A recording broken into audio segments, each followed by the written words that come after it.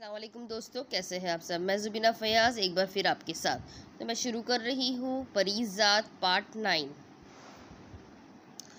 आखिरी मुलाकात की रात जब हम सब कारकुन इससे आखिरी बार मिलकर वापस लौट रहे थे तो मैं कतार में सबसे आखिर में खड़ा हुआ था।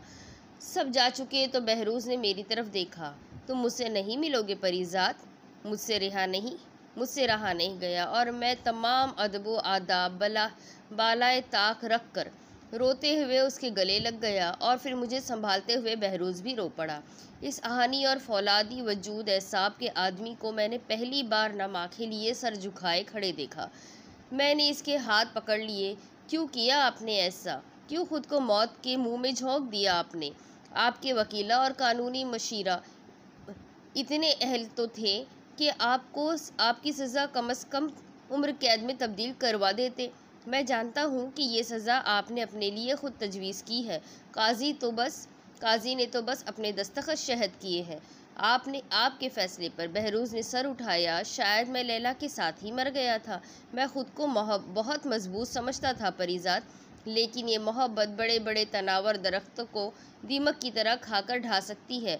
यह एहसास मुझे देर में हुआ। मैंने अपने लिए ये सज़ा इसलिए तजवीज़ नहीं की कि मैंने उसे मार क्यों डाला, बल्कि मैंने ख़ुद को ये सज़ा इसलिए दी है कि वो मुझसे मोहब्बत नहीं करती थी, जबकि मैं उसके मोहब्बत में इतना आगे बढ़ गया था कि मुझे एहसास ही नहीं हुआ कि अब मेरी वापसी नामुमकिन है। मगर ये राज तब खुला जब वो दुनिया से जा चुकी थी।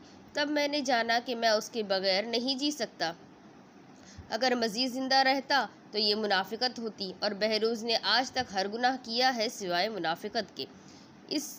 उसने मुझे आखिरी मर्तबा भेज कर गले लगाया। अपना ख्याल रखना, बहुत कीमती हो तुम, मगर ना जाने क्यों खुद को इतना अर्जा कर रखा है। मैं एक बार फिर रो पड़ा। बहरूज़ से रुखसत होना दुनिया का सबसे मुश्किल काम था, मगर सिपाही मेरे सर पर आ खड़ा हुआ।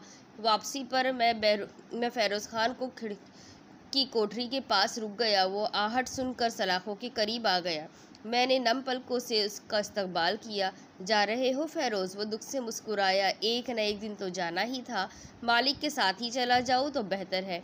मैंने उनकी ज़िंदगी की हिफाजत की कसम खा रखी थी। दुआ करो कि कल मुझे उनसे पहले मौत के घाट उतार दिया जाए, वरना मैं ऊपर जाकर खुदा को क्या मुँह दिखाऊंगा। मैंने फ़ेरोज़ का कंधा थपथपाया। तुमसे बढ़कर वफादार इस दुनिया में भला किसी और ने क्या निभाई होगी। बेवफा तो हम हैं जिन्हें तुम यहाँ तन्हा किसी आसरे के बगैर छोड़े जा रहे हो। कहाँ मिलेगा अब मुझे तुम जैसा सच्चा और वफादार दोस्त? फ़ेरोज़ खान मुस्कुराया। पाकिस्तान में मेरा एक भाई है, कबीर खान। ज़रूरत पड़े तो उसे अपने पास बुला लेना। हम दोनों का एक ही खून है। अब तुम जाओ परीज़ात, मुझे अपनी आखिरी इबादत करनी है। शायद ये आखिरी सजदा ही वहाँ काम आ जाए, वरना उम्र तो बस रायगा गई। मैं आंखों में आंसू लिए बोझल कदमों से वहाँ से चला आया। बहरूज़ और उसके वफादार फ़ेरोज़ की आखिरी रसूमात एक साथ अदा करके उन्हें इसी शहर में दफना दिया गया जहाँ उन्होंने उरूज की आखिरी मंजिल सर की थी, और जहाँ वो एक साथ ज़वाल पजीर हो गए। बहुत दिनों तक तो मुझसे कुछ बोला ही नहीं गया। गम की शिद्दत शायद हमारी कुव्वत गोया ही भी सल्ब कर लेती है। मैं घंटों बड़े हॉल में गुमसुम बैठा इस बड़े पियानो को देखता रहता, जिसे कभी लैला सबा बैठकर बजाया करती थी। शायद उसकी नाजुक उंगलियों के निशानात अभी तक इस पियानो की सुरों पर सुबत हो गए। मेरा जी ही नहीं मानता था कि मैं अपने हाथ लगाकर इस निशानों को मिटा दूं। फिर एक शाम मार्था वापस आ गई और मुझे देखकर फूट फूट कर रो पड़ी। वो अपनी सौतेली माँ के पुरसे के लिए इंग्लैंड गई हुई थी जब ये सारी वारदात हुई। मैंने मार्था को फिर से काम पर रख लिया और इसे इस अनेक्सी में शिफ्ट होने की दरख्वास्त भी की। जाने क्यों मुझे इस महल और लैला सबा का एक हिस्सा नज़र आती थी। रफ़ीक को भी मैंने दोबारा दुबई वापस बुला लिया, मगर इसने महल में मुंतकिल होने से माजरत कर ली। नहीं प्यारे, यहाँ पर तू ही सचता है। मालिक ये सब कुछ तेरे नाम कर गए हैं। मुझे इसी फ्लैट में रहने दे। मैं जानता था कि इसका जवाब यही होगा। ठीक है, मगर एक शर्त तुम्हें भी मेरी माननी होगी, वरना मैं समझूंगा कि तुमने कभी मुझे दिल से अपना दोस्त माना ही नहीं। कैसी शर्त? मैंने दराज से एक चाबी निकालकर उसके हाथ में थमा दी। हाँ, तुम हमेशा से यहाँ एक बहुत अच्छा पाकिस्तानी रेस्टोरेंट खोलना चाहते थे ना? ये तुम्हारे रेस्टोरेंट की चाबी है। रफ़ीक कुछ देर तक डबडबाई आंखों से मेरी तरफ देखता रहा और फिर उसने मुझे आगे बढ़कर गले लगा लिया। वो सिर्फ नाम ही का नहीं, दिल का भी परिजात तू सिर्फ नाम ही का नहीं, दिल का भी परिजात है। बहरूज के जाने के बाद मुझे पता चला कि ये अमीर कैसे अमीर तर होते जाते हैं। दौलत एक ऐसा मखनातीस है जो सिर्फ दौलत के लोहे को अपनी जानिब खींचता है। बहरूज के शुरू किए गए दर्जनों मंसूबे जो मेरे हिस्से में आ गए थे, वो पैसा खींचने के कुछ ऐसे ही मखनातीस थे। मेरा काम सिर्फ इतना रह गया था कि मैं अपने मैनेजर्स की बताई हुई स्कीम्स में पैसे लगाऊं और फिर हफ्तों बैठकर इनके हासिल होने वाला मुनाफा गिनता रहूं। इससे कहीं ज़्यादा मेहनत तो मैं उस्ताद मस्ताना के वर्कशॉप पर दिन के चंद घंटों में कर लेता था, या फिर शायद इन अमीरों को बैठकर यूँ दौलत गिनना भी मेहनत ही लगती हो। लेकिन मैं इस जमा तफरीक के खेल से चंद महीनों में ही उकताने लगा। दौलतमंद को दौलत खर्च करने का सलीका आना बहुत ज़रूरी है, वरना वही दौलत उसके लिए सरदर्द बनने लगती है। मेरे मैनेजर्स मुझे रोज़ाना पैसा कमाने के नित नए गर बताते और फिर जब इनके मंसूबे कामयाब हो जाते तो वो पार्टी करते, जश्न मनाते। इन्हें इस बात पर भी हैरत होती थी कि मैं इनकी दिमागी अरक रेज़ी के नतीजे अब बहुत उकताहट से सुनता था। उन्हीं दिनों स्पेन की एक बड़ी तामीराती कंपनी ने हमारा टेंडर मंजूर कर लिया। मैं सफ़र से बहुत कतराता था और हत्तल मकान कोशिश यही होती थी कि मुझे खुद कहीं जाना ना पड़े। मगर इस बार कुछ ऐसी सूरत हाल बनी कि मुझे बार्सिलोना जाना ही पड़ा। ये पैसा बड़े कमाल की चीज़ है। एक ही जैसे खुशपोश और माज़ज़ दिखाई देने वाले इंसान को पल भर में दर्जों में तकसीम कर देता है। मेरी फ़्लाइट का टिकट अमले ने बिज़नेस एग्जीक्यूटिव क्लास में सबसे ऊंची तकसीम का बुक करवाया था, लिहाजा कुछ ही देर में मुझसे कहीं ज़्यादा खुशलिबास और ऊंचे दर्जे के दिखाई देने वाले मुसाफिर जहाज़ के पिछले हिस्से में बैठ चुके थे और जहाज़ का सारा अमला मेरे आगे बिछाया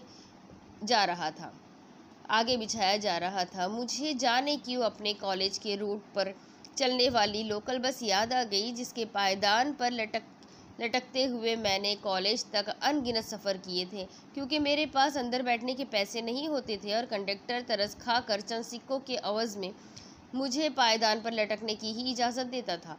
स्पेन के जिस 7 सितारा होटल में मेरा क़याम था, उसके सदारती स्वीट से बाहर देखने पर 2 सफ़ेद पत्थर और लकड़ी से बना एक बहुत बड़ा सा गोल अखाड़ा दिखाई देता था। मेरे मेज़बानों ने अगली शाम मुआहिदा तय हो जाने की खुशी में मुझे उसी अखाड़े में भैंसे की इंसान से जंग दिखाने का एहतमाम कर डाला।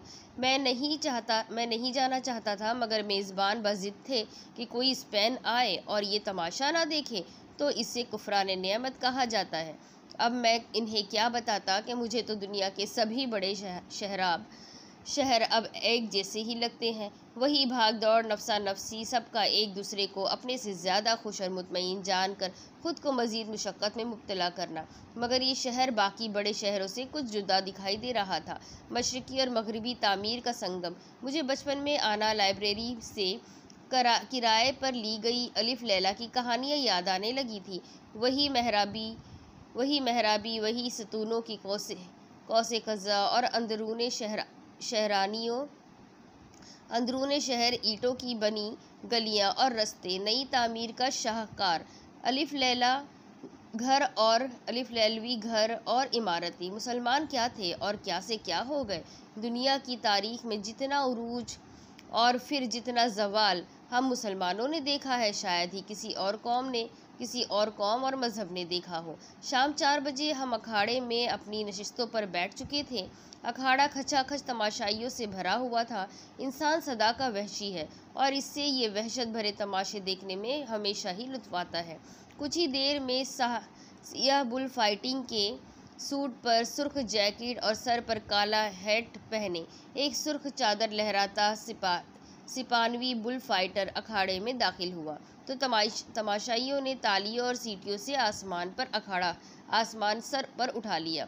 कुंवारी लड़कियों ने इस वजीहा लड़के पर फूलों की बारिश कर दी, मगर बुल फाइटर ने सिर्फ एक गुलाब उठाकर उसे अपने होठों से लगाया, जो उसकी महबूबा ने उस पर फेंका था। मेरा ख़ास मेज़बान मुझे सारी रवादात किसी रवा तबसरे की तरह सुना रहा था। ये लड़का स्पेन के बेहतरीन बुल फाइटर्स में से एक था, जिसे लोग अंतेनियो के नाम से जानते थे। अंतोनियो आज तक स्पेन के 99 जंगली भैंसों को ऐसे अखाड़ों में हरा कर मौत के घाट उतार चुका था, और आज इसका ये 100वां मुकाबला था।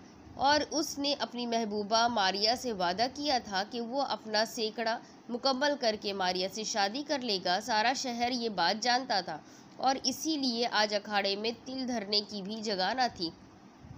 दूसरी जानिब अंधेरे कैद खाने में खड़ा भैंसा भी आज अपनी 100वीं लड़ाई लड़ने जा रहा था। लोगों ने इसकी वहशियाना ताकत की वजह से इसका नाम किलर रख छोड़ा था, और किलर ने अपने 99 गुज़श्ता मुकाबलों में किसी भी बुल फाइटर का जिस्म अधेड़े बिना उसे अखाड़े से वापस जाने नहीं दिया था। मगर अपने वक्त के ये दो बेहतरीन लड़ाका आज पहली मर्तबा एक दूसरे के मद्मुकाबिल आ रहे थे। अंतोनियो ने अपनी तलवार की चमकती धार को छूकर देखा, और कमरे में बंद किलर ने अपने खुरों से रेतीली ज़मीन को खरोचा। मारिया ने अंतोनियो से वादा लिया था कि इस आखिरी भैंसे को ज़ेर करने के बाद वो इस खेल को हमेशा के लिए खैरबाद कह देगा, क्योंकि मारिया अपने महबूब के तवाना जिस्म पर मज़ीद नुकीले सींगों की काट और ज़ख्मों के निशान नहीं देखना चाहती थी। अंतोनियो ने अपनी सियाह मखमली पोशाक के सुनहरी बटन बंद किए और घुटनों तक लंबे मखसूस चमड़े के जूतों के तस्मे बांधे, और तलवार की नोक ज़मीन पर टेक कर एक शान बेनियाजी से खड़ा हो गया। ये इस बात का इशारा था कि वो लड़ाई के लिए तैयार है। तमाशाइयों की तालियां, सीटियों और शोर से कान पड़ी आवाज़ सुनाई नहीं दे रही थी। मारिया ने अपने सर पर जमे सियाह जाली के नकाब वाली हैट को ज़रा सा सरका कर अंतोनियो को सलाम किया, और हाथ में पकड़ा दूसरा गुलाब भी उस पर निछावर कर दिया। ठीक उसी लम्हे मेरी नज़र अखाड़े में दूसरी जानिब बैठे एक शख्स पर पड़ी, जो मेरी तरफ ही देख रहा था। उसने मेरी तरफ देखकर हाथ हिलाया और ताज़ीम से सर झुकाकर सलाम किया। शायद मैंने इसे पहले भी कहीं देखा था, मगर इस वक्त मेरी पूरी तवज्जो अंतोनियो और किलर के मुकाबले पर थी।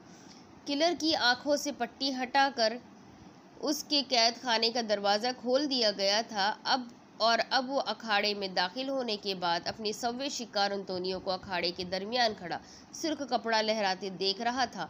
मगर किलर इतनी जंगों के बाद एक बात तो अच्छी तरह जान चुका था कि इसका असल हदफ वो बेजान सुर्ख कपड़ा नहीं, बल्कि इसके अक़ब में खड़ा वो सफ़ाक दुश्मन है, जो पहले इसे तमाशे की गर्ज से खूब थकाएगा, और फिर निढाल करने के बाद ठीक उसकी दो आँखों के दरमियान नाजुक जिल्द वाले हिस्से में अपनी तेज़ धार तलवार पूरी तरह घोंपकर उसे हमेशा के लिए ख़त्म कर देगा।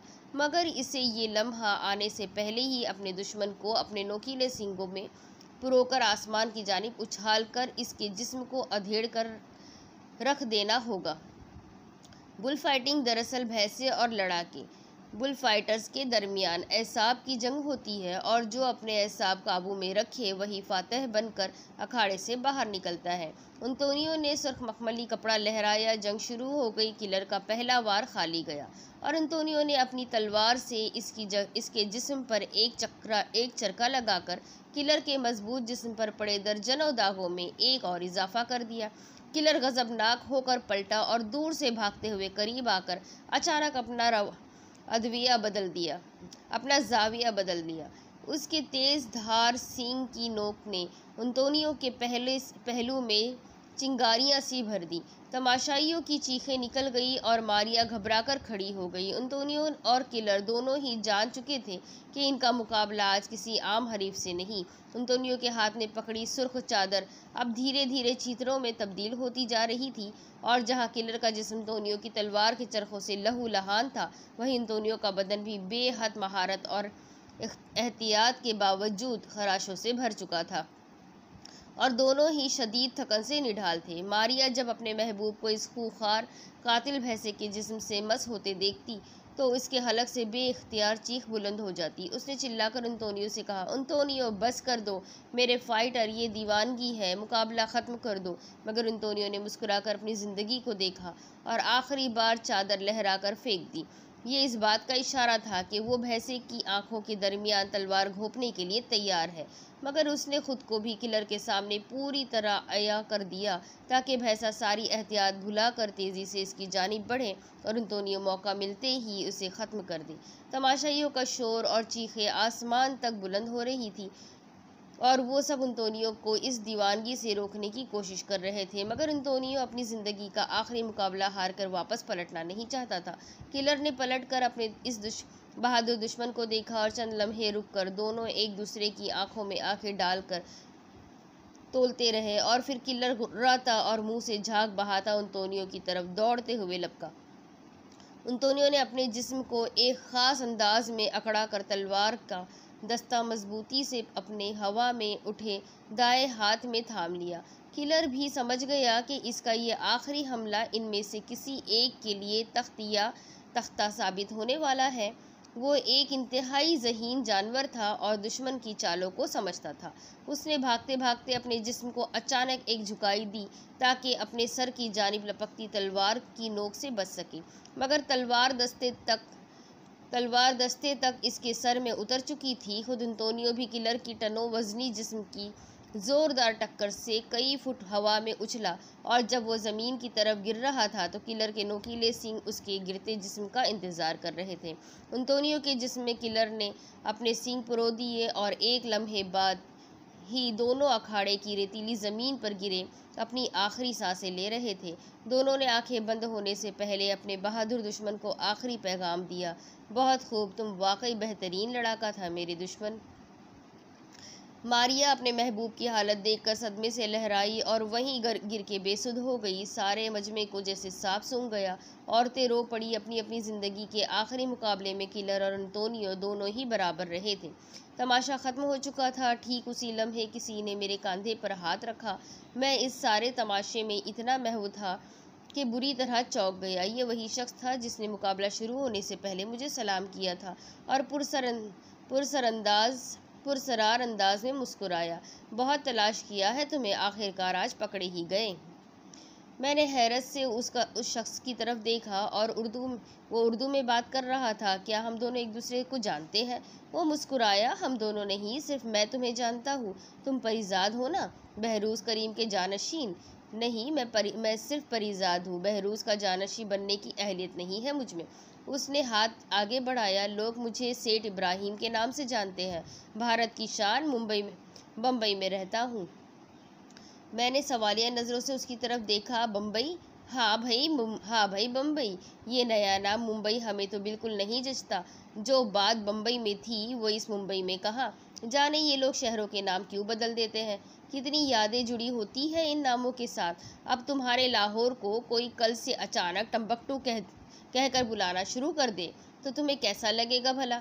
मैं इसकी बेतकल्लुफ़ी से एक अजीब सी बेचैनी महसूस कर रहा था। तुमने मुझे बताया नहीं, तुम मुझे कैसे जानते हो? सेठ इब्राहिम मेरे साथ चलते चलते अखाड़े से बाहर आ चुका था। मेरे मेज़बान ने मुझे बाहर आते देखकर गाड़ी मंगवा ली। मैंने अभी गाड़ी का दरवाज़ा खोला ही था कि सेठ इब्राहिम की गाड़ी भी हमारी गाड़ी के पीछे आकर लग गई।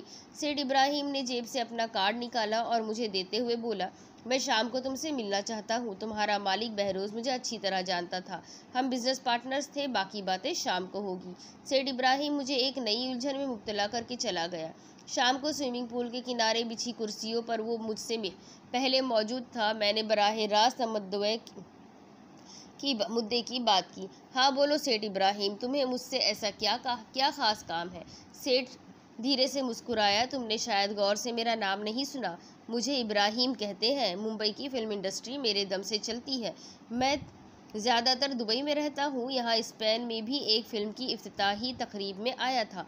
खुशकिस्मती से तुम भी यहीं मिल गए। शायद बहरूज़ ने तुम्हें बताया नहीं कि इसके कारोबार का काला धन हमारी फिल्म इंडस्ट्री में ही सफ़ेद होता था।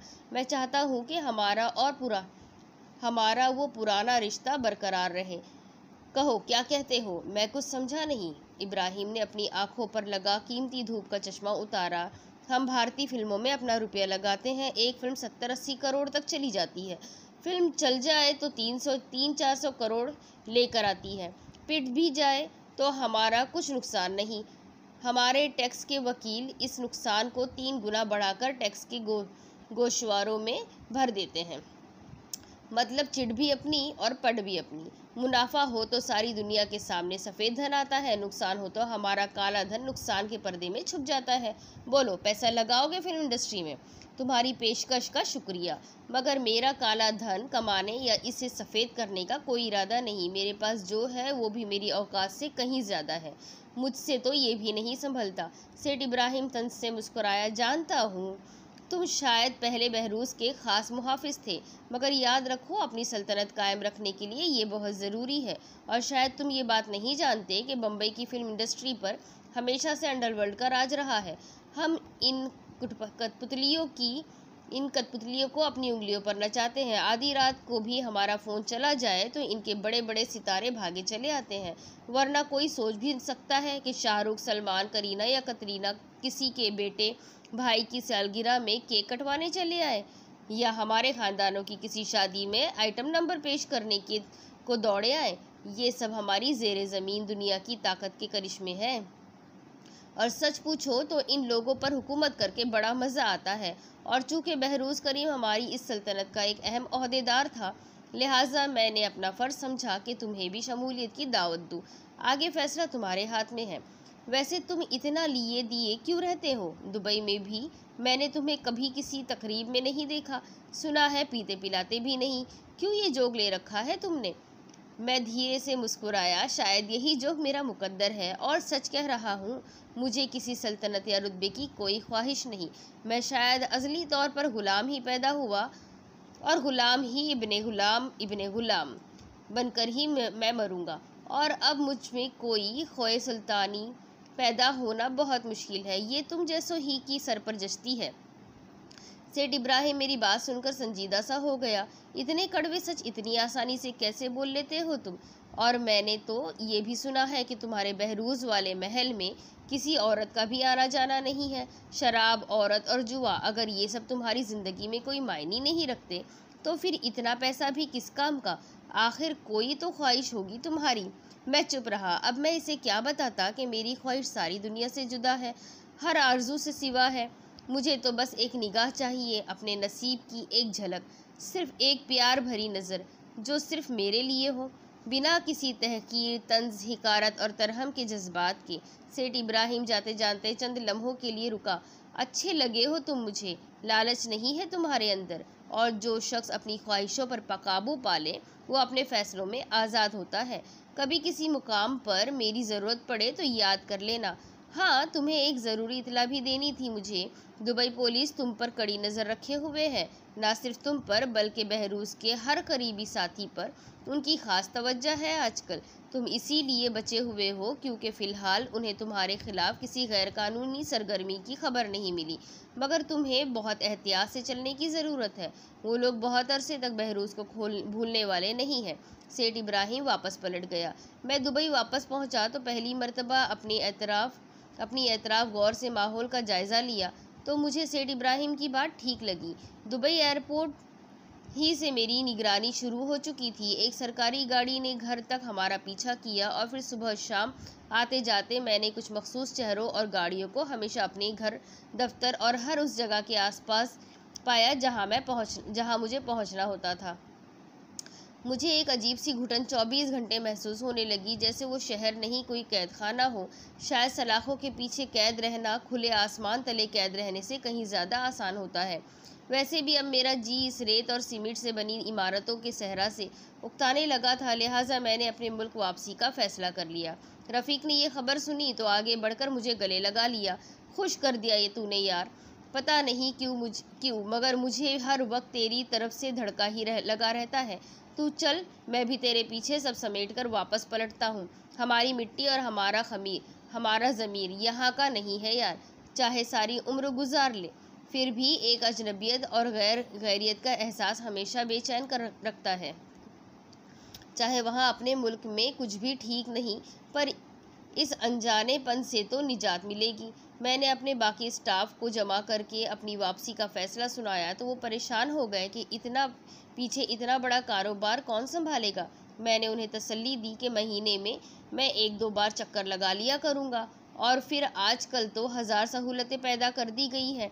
इन नित नई ईजादात ने इंसान जिस्मानी तौर पर चाहे मौजूद ना हो पर तस्वीर और आवाज़ के ज़रिए 24 घंटे राब्ते में रह सकता है। महल के मामलात में मैंने मार्था को केयर करने का केयरटेकर बनाकर इसके हवाले कर दिए और इससे दुबई से सिर्फ बहरूज का सफ़ेद पियानो पाकिस्तान भिजवाने की दरख्वास्त की।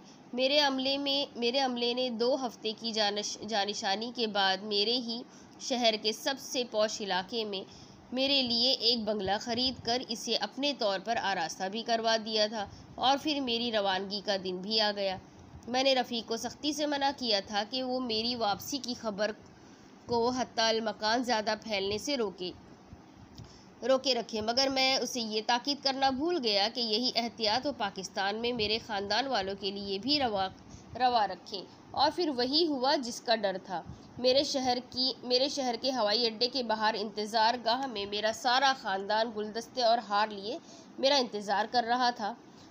सभी बहन भाई और उनकी औलाद और भाभियों की बहनें और उनके ख़ानदान के बुज़ुर्ग पूरा एक लश्कर मेरे इस्तकबाल के लिए मौजूद खड़ा था। मुझे वो दिन याद आ गया जब मैंने यहाँ से दुबई जाने के लिए एक पुराने रिक्शे में एयरपोर्ट पहुँचा था। उस दिन मेरे घर के सहन तक भी मुझे कोई रुखसत करने नहीं आया था। वक्त भी कैसी करवटें बदल लेता है, न जाने कैसे पल में बदल जाते हैं ये दुनिया के बदलते रिश्ते। सारी उम्र जिन्होंने परिजात पर संगबारी की, आज वही लोग फूलों की पत्तियां निछावर कर रहे थे। सच तो ये है कि मुझे उनके बरसाए पत्थरों ने इतनी चोट नहीं पहुंचाई थी जितना लहूलुहान मुझे इनके फेंके हुए फूलों ने किया। भाइयों का इसरार था कि मैं उनके साथ उनके घर चलूं। मैं तकरीबन 7 साल बाद वापस लौटा था, और इन 7 सालों में मैंने अपने सब भाइयों को इतना रुपया भेजा था कि वो सब आज अपने अपने ज़ाती घरों के मालिक थे। बहनों की शादियां हो चुकी थी, वो भी अपने घरों में खुश थी। सभी की ख्वाहिश थी कि मैं कम से कम पहला दिन इनके साथ इनके घर पर गुजारूं। भाभियों की जो बहनें अब रिश्ते के काबिल थी वो पूरी तरह से बंठन कर आई थी, और हर भाभी की तकरीबन यही ख्वाहिश महसूस हो रही थी कि मैं वही एयरपोर्ट पर इनमें से किसी एक को पसंद करके रिश्ते के लिए हाँ कर दूं।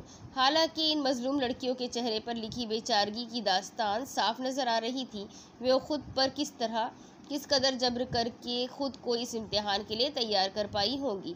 मैंने बड़ी मुश्किल से इन सबको यकीन दिलाया कि मुझे एक बेहद फौरी नौयत की कारोबारी मीटिंग के लिए जाना है, और मैं मौका मिलते ही इन सब की तरफ फ़र्दन हाज़िरी देने ज़रूर आऊँगा।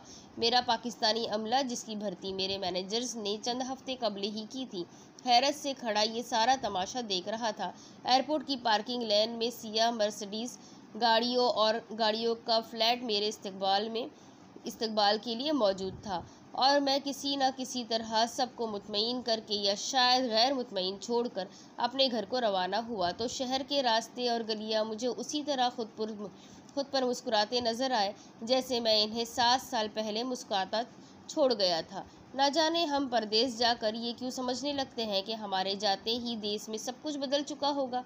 कुछ भी तो नहीं बदला था। वही सड़कें, वही राहें जिन पर मैं जाने कितने साल तक जूतियाँ चटकाता रहा था।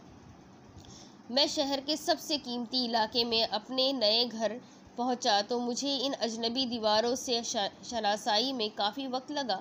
बज़ाहिर पत्थर के बेजान नज़र आने वाले ये दरो दीवार अभी अपने अंदर एक अजीब सा एहसास रखते हैं।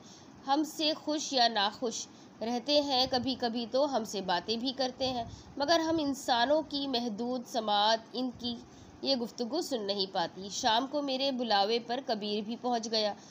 इसे देखकर चंद लम्हों के लिए मैं हैरतज़दा सा रह गया। वो बहुत हद तक अपने बड़े भाई फ़ैरोज़ से मुशाबहत रखता था। गो उम्र में इससे छोटा था। कबीर भी फ़ैरोज़ के ज़िक्र पर अफसरदा हो गया। मैंने इसे घर की तमाम तर जिम्मेदारी सौंप दी। वो शुरू ही में इतनी बड़ी जिम्मेदारी लेने से कुछ हिचकिचा रहा था, मगर मेरे इसरार पर मान गया। मैंने इसी को अपना सिक्योरिटी इंचार्ज भी मुकर्रर कर दिया और शायद अपने बड़े भाई की तरह वो भी इस काम में राहत महसूस करता था।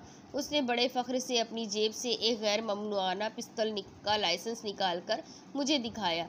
ये देखो साहब, हमारे पास असलहे का लाइसेंस भी है। हमारे होते आपको किसी फ़िक्र की ज़रूरत नहीं। मैं जानता था कि कबीर खान सच कह रहा है। हमारे मुल्क में बड़े लोगों में शुमार के लिए आजकल ज़ाती मुहाफ़िज़ों की एक फ़ौज भी लाजमी दरकार होती है। मुझे बहरूज की एक नसीहत हमेशा याद रहती थी कि जैसा देश हो भेस भी वैसा ही ज़रूरी है, वरना ये इंसान अमूमन दूसरे इंसान को कमतर समझने में देर नहीं करता। और मैंने परदेश में अपनी ज़िंदगी के इतने साल कमतर दिखाई देने के लिए ज़ाया नहीं किए थे। हफ्ते भर ही मैं सारे शहर के उमरा को खबर हो चुकी थी कि PZ नामी कोई बहुत बड़ा सनतकार शहर में अपना कारोबार फैलाने के लिए वारिद हो चुका है। हाँ, PZ, यही नाम तजवीज़ किया था मेरे मैनेजर्स ने मेरी नई कंपनी के लिए। और जो मुझे मेरे नाम से नहीं जानते थे, अब मैं इनके लिए PZ नामी एक बड़ा इंडस्ट्रियल था। इस तरह मुझे इस तारुफ़ी शर्मिंदगी से भी आर्जी तौर पर निजात मिल गई थी, जो पूरा नाम बताने में मुझे हमेशा उठानी पड़ती थी। तो आगे जानिए मेरे साथ कि इस स्टोरी में अब पाकिस्तान में वो दोबारा कैसे अपने हमसायों से मिलता है। क्या नाहिद से दोबारा उसकी मुलाकात होती है? क्या उसे उसकी मोहब्बत कभी मिलेगी? तो ये जानने के लिए मेरे साथ बने रहिए। आगे की अगली किस्त में मैं आपको बताती हूँ कि परीज़ाद की ज़िंदगी में आगे क्या क्या हुआ। तो फिर मिलते हैं। अल्लाह हाफ़िज़।